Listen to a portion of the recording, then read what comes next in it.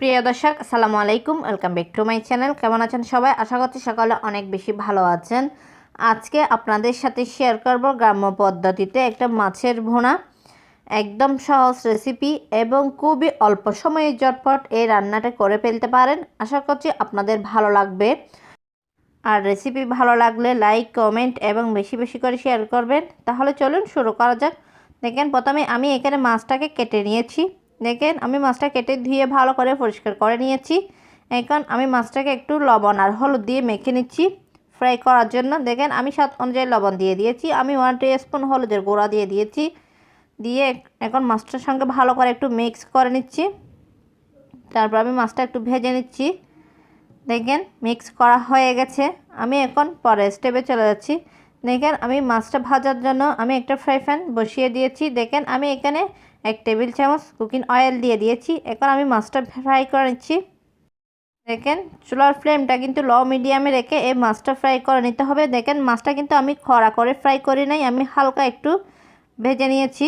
দেখেন, আমি কিন্তু এভাবে সবগুলো মাছ একটু ফ্রাই করে নিচ্ছি। দেখেন, মাছগুলো ফ্রাই করা হয়ে গেছে। আমি এখন উঠিয়ে নিচ্ছি। আমি এখন পরের স্টেপে চলে যাচ্ছি। দেখেন, আমি এখানে 1 কাপ পেঁয়াজ কুচি দিয়ে দিয়েছি। পেঁয়াজটা ভালো করে একটু নেড়ে ছেড়ে ভেজে নিচ্ছি, যেন পেঁয়াজের র ফ্লেভারটা চলে যায় তার জন্য।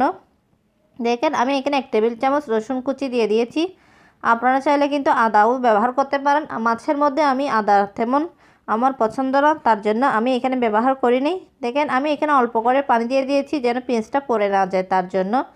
আমি 3টা কাঁচা লঙ্কা দিয়ে দিয়েছি।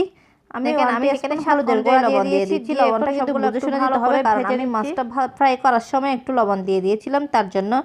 দেখেন, আমি এখানে 1 টিস্পুন শুকনো লঙ্কার গুঁড়া দিয়ে দিয়েছি। ঝালটা কিন্তু আপনারা আপনাদের নিজেদের পছন্দ অনুযায়ী ব্যবহার করতে পারেন, বাড়িয়ে বা কমিয়ে। দেখেন, আমি সবগুলো একটু ভালো করে ভেজে নিয়েছি।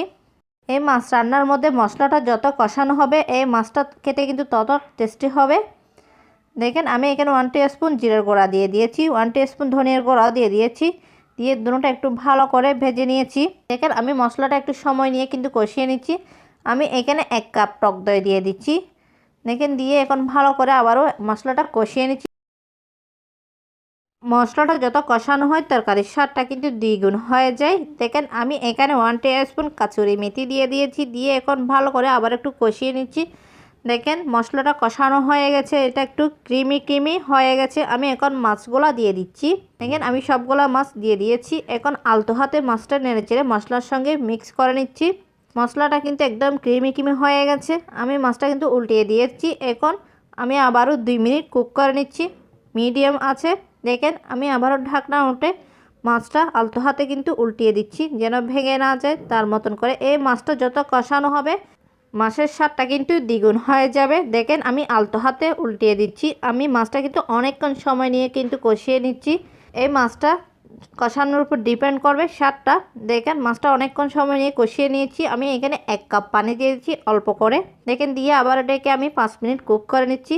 আশা করছি আজকের রেসিপিটা আপনাদের কাছে ভালো লাগবে। ভালো লাগলে প্লিজ আমার চ্যানেলটা সাবস্ক্রাইব করে পাশে থাকার বেল আইকনটি প্রেস করে রাখবেন, আমাকে সাপোর্ট করবেন।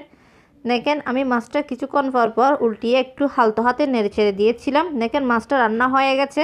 আমি এখন ধনেপাতা কুচি দিয়েছি। এখন আমি 5 মিনিট দমে রেখে দিয়েছিলাম। দেখেন, 5 মিনিট পর আমি আপনাদেরকে সার্ভ করে দেখাচ্ছি। দেখেন, কালারটা কত সুন্দর হয়েছে। মাছটা কিন্তু খেতে অনেক জুসি হয়েছিল, অনেক টেস্টি হয়েছিল। দেখেন, আমি এখন পরিবেশন করে আপনাদেরকে দেখাচ্ছি। দেখেন, কালারটা কত সুন্দর হয়েছে, দেখতেও কিন্তু অনেক লোভনীয় হয়েছে, খেতেও কিন্তু অনেক টেস্টি হয়েছিল।